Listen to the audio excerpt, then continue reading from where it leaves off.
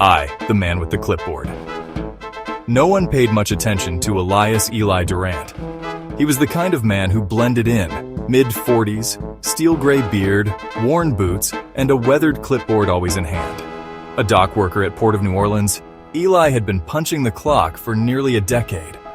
Known for showing up early, leaving late, and speaking in short, quiet sentences. He ran manifests, checked containers, and drank black chicory coffee from a dented thermos. Most figured he lived alone, maybe in the 9th Ward. No wife, no kids, no drama. But behind Eli's calm exterior was a mind that had been quietly watching and waiting for years. On the setup, Port Nola is one of the busiest cargo hubs in the United States. Containers come and go at all hours, some legitimate, others not. Organized crime syndicates, especially Mexican cartels, have long used the docks to move drugs, weapons, and cash. Eli knew. Everyone knew. But most kept their heads down. Not Eli. He had a past. Before working the docks, Eli served in the 82nd Airborne Division. After the Army, he drifted. Bartending, fishing, working security in Belize. Somewhere along the way, his younger brother Jasper got mixed up in cartel debt collection in Houston. In 2012, Jasper disappeared. The police said it was unsolved. Eli knew better. He didn't talk about it, didn't drink to forget. He just waited. And then, 10 years later, opportunity arrived on Cargo Manifest #743B3, the shipment. The shipment arrived under the name of a seafood exporter in Veracruz. 4 containers, listed as frozen tilapia, destined for a distributor in Baton Rouge. Eli's clipboard said otherwise. Hidden inside foam-packed crates beneath the ice were duffel bags, black, military style, each vacuum-sealed and tightly stacked.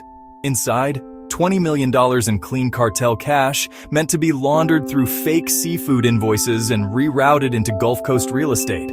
Continuing previous line, bundles of cash neatly stacked and vacuum-sealed. Eli had been watching this shell operation for months. He knew when the containers would land, which crews were on duty, and how long the shipment would remain in the temporary customs yard before being transported inland. He had exactly 8 hours. Ivoy, the disappearance. On September 14th, 2023, at 2:12 a.m., the port cameras briefly flickered, just enough to lose 10 seconds of footage. A system glitch, they said. At 2:13 a.m., a container transport vehicle driven by Eli Durant pulled away from Dock 11B.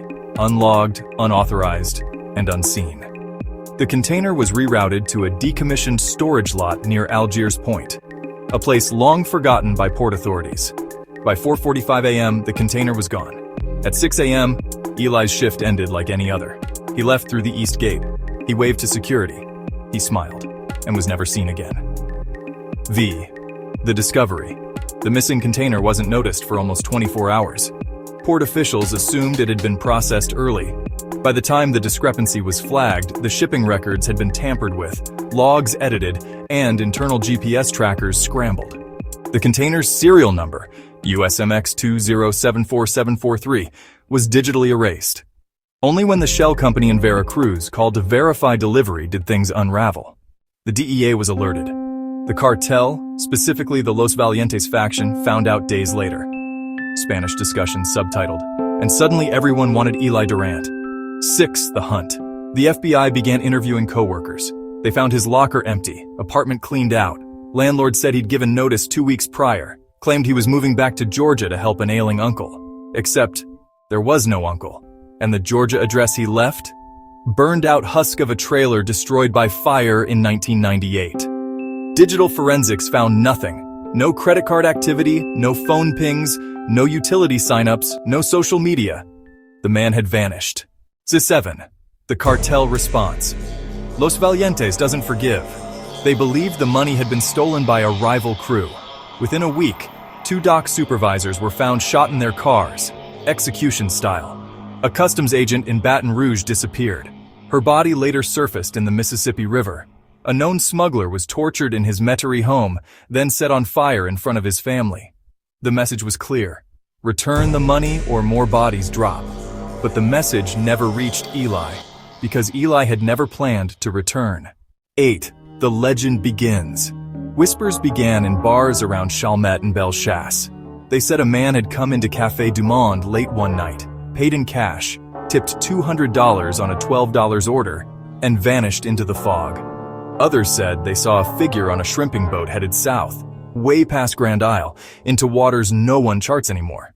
Someone even claimed Eli had a secret barge stashed in the Bayou Sauvage marshland, loaded with generators, fuel, and waterproof cases full of cash. None of it could be proven, but the money? Still gone. 4 months after the heist, a small nonprofit in Lafayette received a $25,000 anonymous donation. Cash, delivered in a plastic-wrapped duffel bag with a note inside. Black duffel bag being opened to reveal stacks of cash. For the families they buried, no names, no thanks. ED. The nonprofit helped victims of cartel violence. It wasn't the last donation. Over the next year, similar bags were delivered to a veterans' mental health clinic in El Paso, a migrant legal aid center in McAllen, a food bank in New Orleans East. Each time, the amount was the same. Each time the note was signed, the FBI began calling him the Doc Ghost X, a message from the marsh. In early 2025, a drone survey of the Atchafalaya Basin captured infrared images of what appeared to be a heat signature deep in the swamp. Too large for an animal, too precise for a fire. Infrared camera view showing mysterious heat signature in swamp. When agents arrived 2 days later, they found a fire pit still warm, a wooden folding chair, a black duffel bag filled with empty coffee tins and fuel cells, and carved into a nearby cypress tree, still watching. No prints, no DNA, just that. And then, nothing again. Who was Eli Durant? Digging into Eli's past uncovered fragments. Born in Hattiesburg, Mississippi, 1978. Enlisted in the Army at 18. Discharged honorably in 2001. Drifted through Central America. No records from 2000 to 2008. Reappeared in New Orleans in 2011 under a new license and social security number. What happened during those missing years?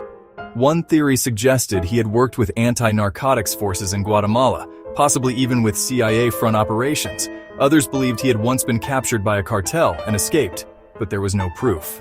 Just speculation and silence. Durtium, the 2026 audio file. In February 2026, an encrypted file was emailed anonymously to a New Orleans investigative journalist. The audio was only 42 seconds long. A man's voice, low, calm, southern, speaking over distant swamp insects.